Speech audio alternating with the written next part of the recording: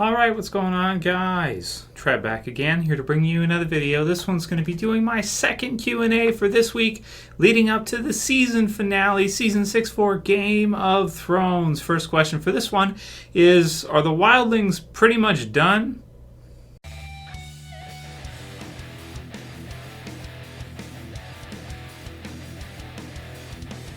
And of course, spoiler warning as usual, if you're not caught up for Game of Thrones Season 6, up to Episode 9, including Episode 9. So I thought this was a pretty good question to start us off with for today. OkarasChimera said, so Trev, what do you think? Are the free folk dead now? There was like 200 people left on Jon's side, so I'd be amazed if more were alive. So yeah, I think you're pretty much right. I think with the death of 1-1, that pretty much makes, I mean, they still have Tormund and they still have some. Like they're not totally wiped out, but it wasn't just them fighting, and we do know that there's a good number of them left, yeah. But compared to where they started off in the series, as a force, they're pretty much wiped out. I mean, there's like a few of them left now, including Tormund, but I mean, it's not much. It's just going to be probably a small part of Jon's army, whatever happens, whatever seems to happen next in Season 7 and eventually probably Season 8. So I think they were a really cool group to see. They're definitely a lot different from anybody else in Westeros. And, you know, I liked Mance. I always thought he was a great character. I liked Tormund. I liked Ygritte, too. And I thought that her relationship with Jon was really interesting and really well done. And kind of sad too, but that's one thing I like so much about Game of Thrones. It has a lot of replay value because as you go through different seasons, there's different characters that get to spotlight. And you have, for example, like when it comes to life, really I don't think it's the amount of time you live. I think it's what you do during your life that kind of gives your life meaning. And with regards to a show like Game of Thrones or even The Walking Dead or whatever, when you have character deaths like that, it kind of gives, you only get a certain slice with some characters of time of the show, maybe a season, a couple seasons, something like that. And it really, to me, it doesn't diminish the fact they're killed off. It kind of adds to it because you only have so much time. So each character gets a special like part. And you have some that may survive long-term like Tyrion and Jon. It's almost the characters you'd least expect in the beginning. I think that's kind of what George R. R. Martin did with it originally, is that he kind of maybe decided at one point, and I don't have any documentation for this or any interviews, but I feel like as a viewer or reader that I think he went with the characters that he thought were probably people would think are the least likely to survive. Like the characters who are, like you've got Robb, you've got Jon, you've got like the one Ned, the ones that are you least think are going to make it and become, you know, something and survive long term. Like remember in the beginning of the series when Tyrion, it seemed like he was going to be killed off first season. And, you know, those characters that were in the most danger, it seemed, are almost the ones that, you know, have survived the most compared to some of the others that seemed like they were very strong and prominent and have been, you know, killed at this point. But, yeah, I do think that at this point, the Wildlings as a force are pretty much dead. At this point, they're more of a part of Jon's greater army, I think, which is kind of combined, as, you know, combined forces, so to speak, at this time. Of course, women and children, that kind of deal they didn't bring with them to the battle, obviously. But that's the last giant. That's the last, you know, them as a force is done, I think. It's over. Next question is from EastCoastEnt. And he or she says, Game of Thrones Q&A question, Trev. If Cersei does use Wildfire to attack the High Sparrow, do you think she will let her son die along with the rest, or try to save him / kidnap him and hope she can turn him back to her side? So yeah, I don't think she would want to kill him because he's the last of her children and he's very precious to her. But at the same time, that brings in a really interesting question as to why she's staying in King's Landing. Is she doing it because of what she said, honestly, which is that she will never leave her son's side? Or is she doing it because she views herself as, you know, as a Lannister, and she will not cower, and she will not back down, and she will not turn tail and hide, so to speak?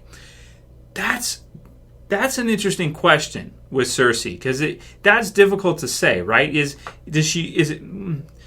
like, okay, yeah, it would be the kids, but I think also too, you know, she's the type of person, you know, of course, Tywin's daughter and everything, and her attitude is she's shown all the way through.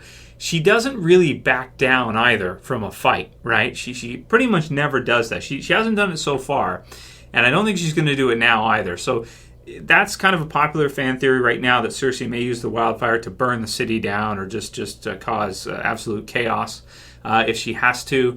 I'm really excited to see what's going to happen with her in the rest of the series, because really, there's no way to know. I mean, I have no idea right now what they're going to do with Cersei, and I don't think she's going to survive all the way through Game of Thrones, though. Like, I don't think she'll be alive in the end of season 8 or something, So, we just had a crazy episode. I don't think that she'll be killed off in the season finale for season 6. But maybe in the next couple seasons, she may not make it all the way through. I can't see her and Jaime both surviving the entire series all the way through, is what I'm saying. Next one's from Swagmaster 2000, and he says, "My gosh, when Ramsay took Rickon and forced him to run across the battlefield, it was breathless, LOL. It was completely horrifying to watch, and then, of course, Dickhead kills him at the very last second. I had a thought, what if Ramsay was missing on purpose just to kill Rickon in front of Jon at the last second?" That's exactly my interpretation, too, is that and they kind of show it, too, like he kind of acts like he misses, right? But I think all the others, too, he was just kind of messing with him, but he had enough confidence in his aim that he figured, he'd wait until the last minute and then kill him right there, right in front of Jon. Trying to break Jon, I think, but also luring him out, because they fired on him. They fired all the arrows on him and everything. And, almost got him. They didn't get him, luckily for us and that. Of course, for the story, obviously, too. They're not going to, because we need to have at least somebody's got to be a hero. And with Game of Thrones, it ends up being Jon. It's not Robb. It's not, everybody else, at least so far.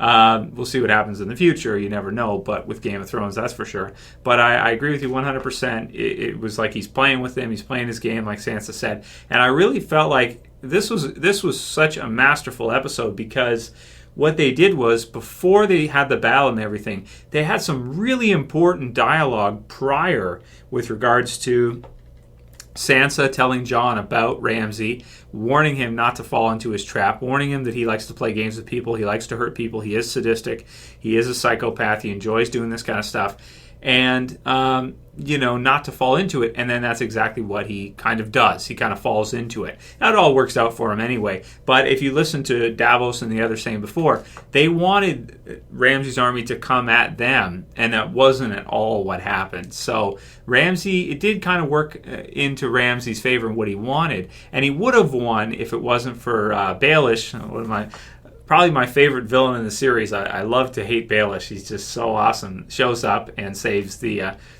day, because they were probably going to get crushed into that pile of bodies and end up a pile of bodies themselves if it wasn't for the big save from Littlefinger. But yeah, and the episode was so brilliant. Like, each part of the episodes we went through, if you think about how they did it and how they planned it out, they maximized tension all the way through. Like, you could just write it and say, okay, well, this is going to happen. This is going to have a big battle scene. And then, Jon will kill Ramsay. But even up to the last part where Jon is, chasing him in, and you're thinking to yourself, at least I was, oh, man, is he going to chase him too far? Is Ramsay going to catch him in a trap inside or something? Or, is he going too fast? Sansa looks worried that he's going after him. Should he wait for the veil and this kind of thing?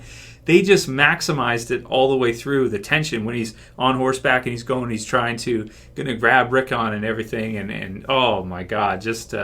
It was the best. It was the best episode I've ever seen, for sure. And some people in the comments are like, "Trevor, what are you talking about? The episode wasn't that good and stuff." I'm like, "What are you watching? What have you? Tell me what's." I have never seen anything that good, I don't think, that's done that well as an episode. I mean, you get a huge villain death at the end that's been built up for seasons. It's like the most epic battle I've ever seen in terms of cinematography and everything. The behind the back views is he's slashing guys down and everything. He kills 20 guys on camera as we can see him go through. There's blood everywhere on him. Dude, they pulled out all the stops. They did an incredible job. And Ramsay is one of the best villains I've ever seen on television. One of the best. And in the beginning, you wouldn't think he would turn into that. You wouldn't think he would turn into something like that. And the way he's calling Jon bastard at the beginning, too. He keeps calling him bastard.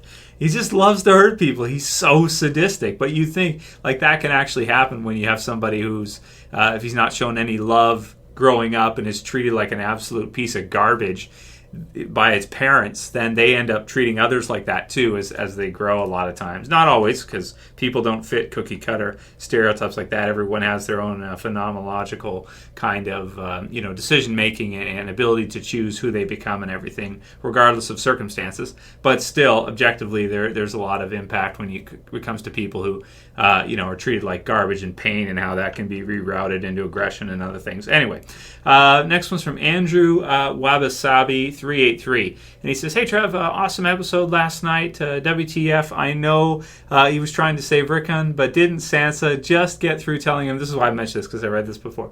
To be careful for tricks. And he goes headlong at them alone. Why didn't he tell someone else? See, this is why I was so worried, because with Game of Thrones 2, you don't know for sure Jon's not going to be killed. He's already been killed once already. And also with the Melisandre dialogue, too. Again, setting it up for maximum tension all the way through. Set up the dialogue. She doesn't know why he was brought back, and she's like, who knows, maybe just to die again. That's the kind of God we have. And I'm thinking, like, oh, that's George R. R. Martin is your God. He's your creator. WTF, I know he's trying to save Rickon, but didn't Sansa just get through telling him to be careful for tricks, and he goes headlong at them alone? Why didn't he tell someone else to trail along behind him outside of Archer range, just in case? I would say, to answer your first part of the question, he's a hero through and through, and if he sees someone else in trouble like that, he can't help himself. It's part of his character that he will instantly hero up, and he will man up, and he will go into danger and go into action by himself right away and put himself in jeopardy, because that's who he is. Now if you think about it, that's a guy you can get behind, you can follow. I love, also, again, the dialogue. I keep saying it over and over again. I hate to repeat, guys, but I got to say it. As Ramsay said, he's good. He's good. He is good. Will your men fight for you when you won't fight for them? So, he's leading by example is not the best way to lead. It's the only way to lead. I think that was Einstein who said that. Yeah, it is. Judging by the look on his face, he realized it was a trap when he got his horse shot down. But too late, dude. Need to think before acting. And frickin' Rickon. Well, that's like I said. That's who Jon is, right? I guess he never played football. Why the hell did he go in a straight line? I want to include this one. I was like screaming out loud at the screen. I'm like, run a diagonal, because he's like running straight through, and I'm like, dude, you have to slant that shit. If you run on a diagonal, it is very hard for someone to hit you when you're slanting. It's possible anyway. The Blackfish could probably do it, but if he would have done that, this could have been a different ballgame entirely. It's hard to say, but yeah, he runs just easy moving target. If he would have zigzagged randomly, Ramsay would not have been able to shoot him with precision. Yeah, if he knew that. But he's just a kid, and he's been in captivity and everything, and he's scared and everything. So, he's trying to minimize pain, right? That's something that we always do, too. He's trying to get there as fast as possible. Straight line, fast or shortest distance between 2 points. But really, the longer route would have been the smarter way to go, and he might have been all right. But anyway, running in a straight line like that was the last thing you should do when someone is shooting at you. Absolutely true. Same even with guns, too. Gunfire, too. You still, if you're going to run, you should run on a diagonal. And slant and maybe go back and forth. Also, is like every house in Westeros run by psychopaths and douchebags. Sansa is going to have a hard time finding a husband. Seems like maybe her best option would be screwing her uncle. What? Would be icky, but I think Littlefinger would be, I guess that's true, right? Nice and kind and gentle with her. It seems like they might be setting that up in the finale. We can see a conversation between them and him saying, I thought you knew what I wanted. So we'll see, man. But he did save all of them, right, from Ramsay. So from her perspective, even though he kind of maybe got her into the situation to start with, he's saving her from, like, worse fate than death, probably. unlike the Boltons, Freys, or other weirdo princes in Westeros. Well, this is one thing I also like, and I'll end with this one. I like a lot about Game of Thrones is that a lot of times when we're brought up and we're reading stories, or reading books, whatever stories you're reading, a lot of times it's the good people that succeed. We like to think it's the good people that succeed, and then eventually bad people will get caught, or bad people will get, put in jail, or will get arrested, or if they're scamming people, they'll get, put away or something, right? That they'll lose eventually. And when it comes to a type of world like Game of Thrones, medieval times, and that, especially with this story and the way this story goes, sometimes being vicious and being cruel and brutal can actually, and very selfish, can allow you to get up in rank. A lot of times they do, like Ramsay killing his dad and doing that. This is the kind of viciousness without proper law, without proper legal institutions. These type of things can be very beneficial to somebody. And I also heard too, there's an interesting thing about Hitler actually, and that he had the English troops against, I think it was the backs against the Channel, and he decided not to pretty much annihilate them, because he felt bad for them, because anyway, that's a loaded topic I don't want to get too into.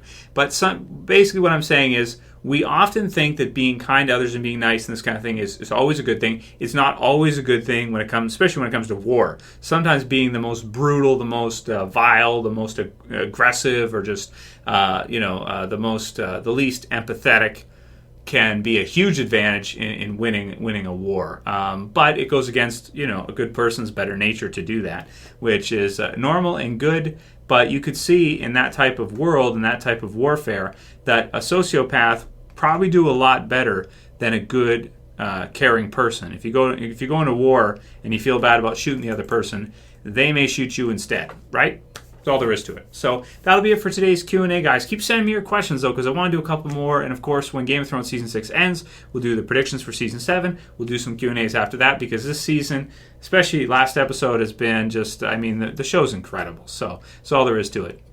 Send me your questions, guys. Hope you liked the Q&A today. If you did, don't forget to thumb it up for me. Appreciate the thumbs up. You can also share a favorite, and if you're new and you want to sub, you can subscribe at the bottom left. Appreciate everybody who subscribes.